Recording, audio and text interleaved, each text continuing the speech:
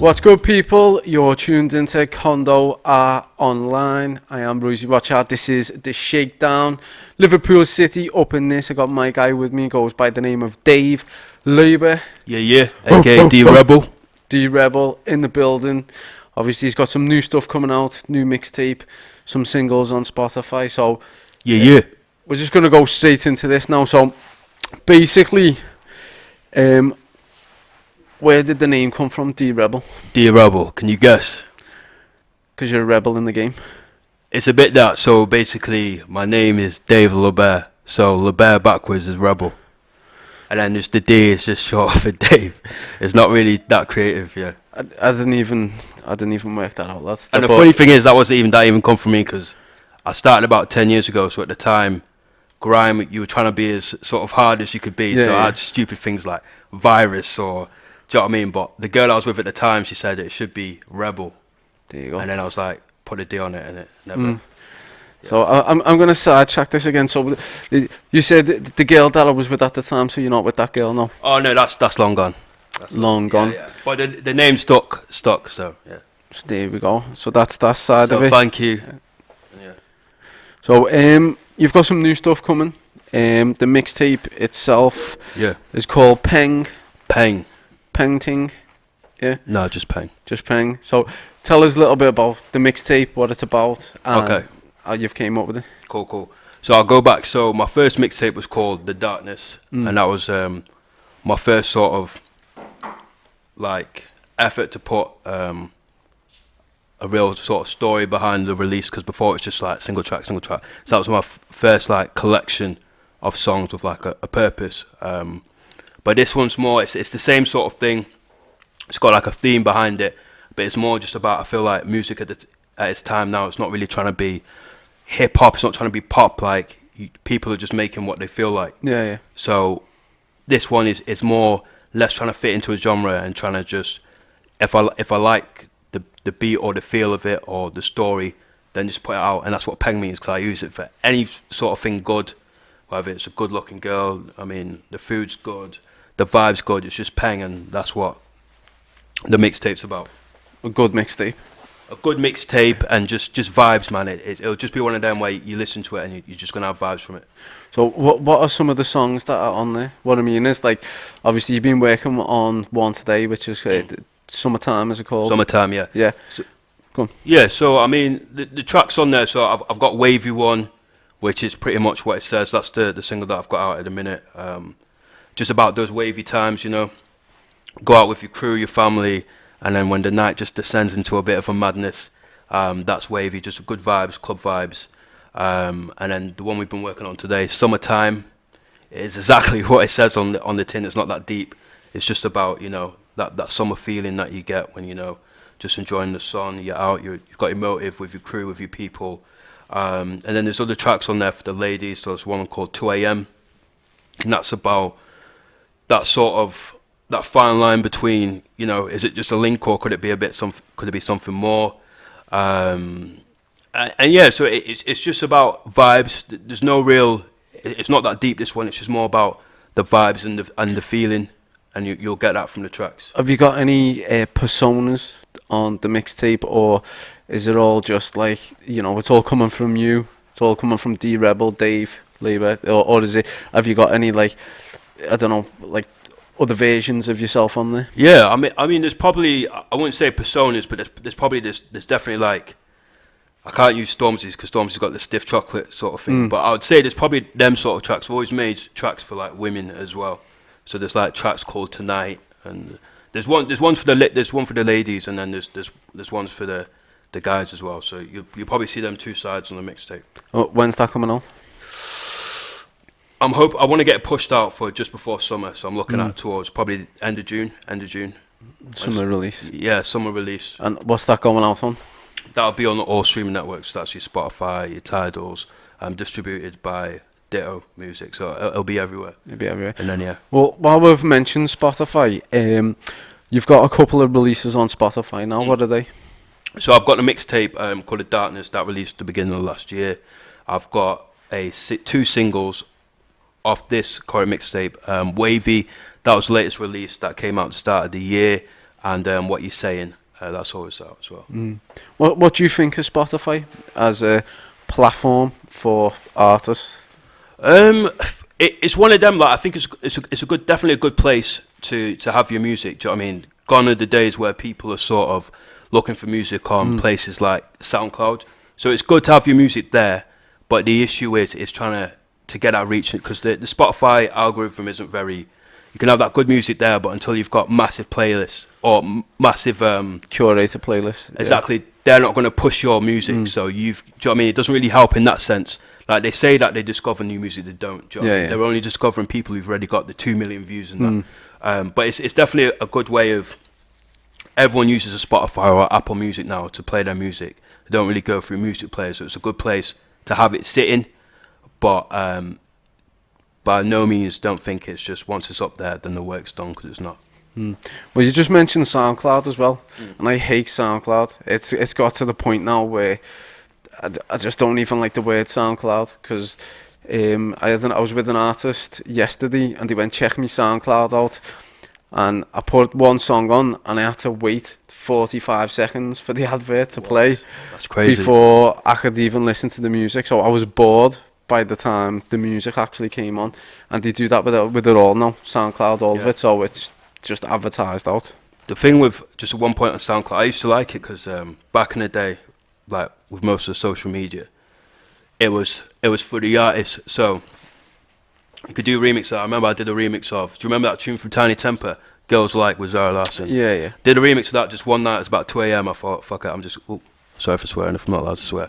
You're allowed to swear. Okay, cool. I did a remix, and then overnight I'd got like 100,000 views. But then because there was a way where it was organic, people could reach it. So you could put your song in, you make the song, you could put it in groups. But then Greed took over, they wanted people to start paying, the adverts started coming through, there's no engagement. And that's what happens with a lot of stuff, doesn't it? Yeah. So. With SoundCloud, I don't think it was so much greed that took over. Like what they went through, because it was a free platform. Yeah. And they were on the verge of going bust. And that was a bit. I knew another company come in and changed it for it to keep going. Oh, is that what? Okay. That's what. But what they've done to it is just ruined it. Dead. You know what I mean? Do you get me? So that's it for SoundCloud. But what about YouTube? Do you think is that something that you put your music on, or? I think my music is there by default, 'cause it does get it does go across from, like, the distributor just put it on. But I think my thing with YouTube has always been, if I'm going to go on there, to put videos up. So I've not got to that stage yet where I've got music videos that I can put up. But that is definitely an avenue that I want to start hitting from this year. Because I think it's, I mean, there are artists that have music there, but I think that's more established artists can put up a freestyle that they don't have a video to. So I do want to get some videos up there, because I think it's the number one place for video content. I just haven't got anything as of yet. Yeah. I like YouTube. But where have you been performing recently? What have you been doing stage wise? To be honest, I've not performed since I've moved to Liverpool. Like I moved to Liverpool in 2018. Before that, I was living in Cheshire. When I was in Cheshire, I was doing shows, Stoke, all across the sort of ends there. But since I've moved out, I've not really done anything live. I've just been sort of working on the mixtapes back to back. But again, that's something that now that I've got the music to where I think it needs to be, I want to be doing that at a live space. So that's something I'm definitely looking at this year as well. Well, what are some of your memorable shows that you've done down, obviously, in Cheshire? And so there was an underground night called SOT, which is short for Stoke-on-Trent. And there was some decent guys. It was more of like an old school, like the drum and bass sort of thing. So I'm coming in more, not necessarily performing my songs. It was more like on a freestyle thing. So I'd have maybe like an artist or whoever the DJs at the time will be playing that set. Then I jump on and then just freestyle with that, and then create my set within the set. So I was doing those pretty much every weekend. But then when I moved to Liverpool, I just haven't found that space yet to start like going live. So how did you find that though? Obviously working with DJs on set. I fucking loved it. The first time it was completely different, like, because I'd gone into it thinking I was doing a show, but it's not a show, is it? Like, and the crowd dictate what you do. You find out very quickly if what you're doing isn't working. So it was vibes, man. I loved it, and that's something I definitely want to get back into. Have you done any collabs on the new mixtape with any other artist from Liverpool or from anywhere in the UK? Not from Liverpool. There's one girl I work with closely. Her name's JayZ. Just because we've been working together for a while, so we've got that back and forth. I can write something, I know she'll kill it. Or she'll sing it in the way I want to. But there's no collaboration. She was probably going to be the only one on there. There's no collaborations as of yet.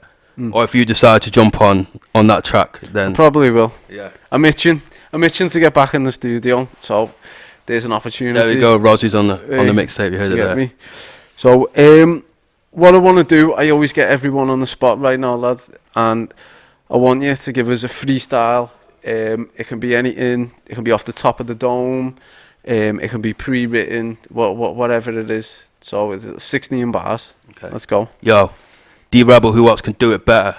To make a diamond, you got to apply some pressure. Put the work in, you'll make it. I swear that time will let you. April Bomber, man, I'm cold in December. Acting like you never gave your head. How can you not remember? Girl, I remember when you wanted this shit to last forever. And I always made it rain, no matter the weather. Ever broke your heart, I put you back together. Big black bad band standard. Born in the UK, the motherland's Uganda. 10 years locked in the process, Sanford. Breathe life into the page, Black Panther. Yeah. Yes. Smashed it. Tried to. He tried to, he did, lad. That was sick. Right, obviously, heavy rap influence that you've got. I know you're on some R&B vibes at the minute. Yeah. But who are your top 5 rappers of all time? This is always going to sound cliche, but I'm going to say it. The first hip-hop guy I was introduced to was Pac. My mum had, this was back in the day with CDs and that. My mum had Until the End of Time, which was like a post-death 1996, 97, something like single. that. Yeah. But that was like a posthumous or whatever album. I remember listening to that, and I just had like Nigga Nature on repeat with Little Mo, and so that Pac was the first one, and then like Snoop, he's up there for me. 50 Cent as well. That was sort of my. That's a new one. Not many people mention. Nah, definitely it's the OG because like for me as well. I'm 28, so when I first heard In the Club, I was in I was like 12. Yeah. So 50 Cent was the main person that I followed through. What he's done businessly as well. He's up there with JayZ and Diddy and he's up there. You know what I mean? Finally got a star of thingy as well. Yeah. Smashed it. So that's 3. That's 3. Eminem's got to be up there, I think. But like before the speed rap, like back in the Slim Shady them days, Marshall Mathers LP. That's the Eminem I fuck. It's my favourite Eminem album, Slim Shady LP. Yeah, it's the best one. So who else then? One more. So I'll give you Pac. It's got to be big then, innit? It's got to be Biggie. Like it's a standard list, bro. It's standard. It's a standard list, but it's a real list. Like JayZ, I appreciate what he did in the game, but it's not one of them people I listen to album out. Those 5 are the people that really sort of shaped. Do you know what? I get so gassed off JayZ, right? These bars that just go over people's heads. Like I was sitting there the other day in the kitchen and I'm playing, and it was just one line. I had to keep rewinding. I was like, nah. How have I only just noticed this like 5 years later after listening to it? Know what I mean? So JayZ's one. But who do you think's killing it in the UK now? I know Stormzy's killing it. I would probably say Stormzy is the rap leader at the minute, just for what he's done with his business acumen and how he's handled himself. Who do you think's killing it in the UK? Obviously, in the UK, let's think. If it's not Stormzy, AJ Tracey, do you reckon? Yeah, on a commercial vibe, AJ Tracey's definitely like he had the single of the summer, I think. Santan, I think Santan's the one for me. Yeah. He's got the hits, but then he also does the work. Like I've seen his the Brits performance where he did Black Live, and it's crazy. So I think Santan, if it's not Stormzy, Santan's definitely top in there. I like Mist and people like that. I like Mist. Shout out to Mist. He follows me on Twitter. Nice one, brother. Hey, what about H? H is moving at the minute for the young schoolgirls. Yeah. You know what I mean? I appreciate what he's doing, but it's not. I don't necessarily enjoy it, but like I can appreciate the hustle and to where he's got to in such a short space of time. What about Bugsy Malone? Again, like I appreciate his space and what he does, but it's not really what I listen to. Like even with it, that's why Miss stands out to me, because even with the Brum guys, I'm not really on that sort of just like the dialect and stuff. But he sort of jumped out of that net, and it doesn't, even though he's from Brum, it's just music. Do you know what I mean? And the pain sort of outshines that. I like JK as well. Yeah. When I heard Too Fake on Power, man, I went nuts. So yeah, there's a few guys, but I think after Stormzy, Santan's the one who's really killing it for me across the board. Smashed it. Well, other than music and these artists that we've obviously explained them, who inspires you other than music artists? Like other than musicians? Yeah. Like for me, Bruce Lee's up there 1,000%. You got like Leonardo da Vinci, Sylvester Stallone. These are all like my idols, of not just for what they do, but how they've got to where they are. So let's have to think about that. The majority of them are going to be musicians. I like people like Tyler Perry, who put on, do you know what I mean, owning a network, a black network in America is crazy, being able to put everyone on. I like just to rephrase it or rejog me memory. Tyler Perry, is he the gentleman that has just set up the first all black owned movie studio? Yes, that's the guy. That Tyler Perry. After Tyler Perry, there's people like, again, it's a mixture of music in this one, but Ashley Waters. He's from London. Plays. He was originally in So Solid, but he moved into acting. He's in Top, plays Duchesne in Top Boy. I just like what he's been able to do. He took sort of, if you want to call it fame or whatever, from the music, and he changed it into something else. He had 21 seconds to go, bro. 21 seconds to go. Do you know what I mean? He's a legend just for doing that. But then he was able to bring Top Boy to the forefront and give. Because before Top Boy, there was no, for me anyway, I wasn't watching nothing that was coming out of the UK. And Top Boy sort of brought something that's real that people can relate to. So, do you not think there's too much gangster street series going on? It just, for me, every time like a director comes out from the UK, they always hit it with a gangster series of some sort. Do you think it's overplayed, or do you think it's just they come in at the right time when it's needed? It's I get what you're saying. Like if you look at the spectrum of UK TV, the majority of it isn't gangster. Like you could say the same thing about the serial killers and the murderers. But I get what you're saying from a certain community, like the Ratmans and whatnot. 9 times out of 10, what their film's going to be, it's going to be that. But I suppose, if that's what works, if that's, you've got to sort of bring some content that you relate to, and that's what innit? And then hopefully, as time goes on, you'll see people diversifying their art and what they bring to TV. Because you don't want to see a million Top Boys, but So I sort of agree and disagree. It's like that. I do love some films like Lock, Stock, Snatch, Guy Ritchie style films. The class. Have you seen the new one, The Gentleman?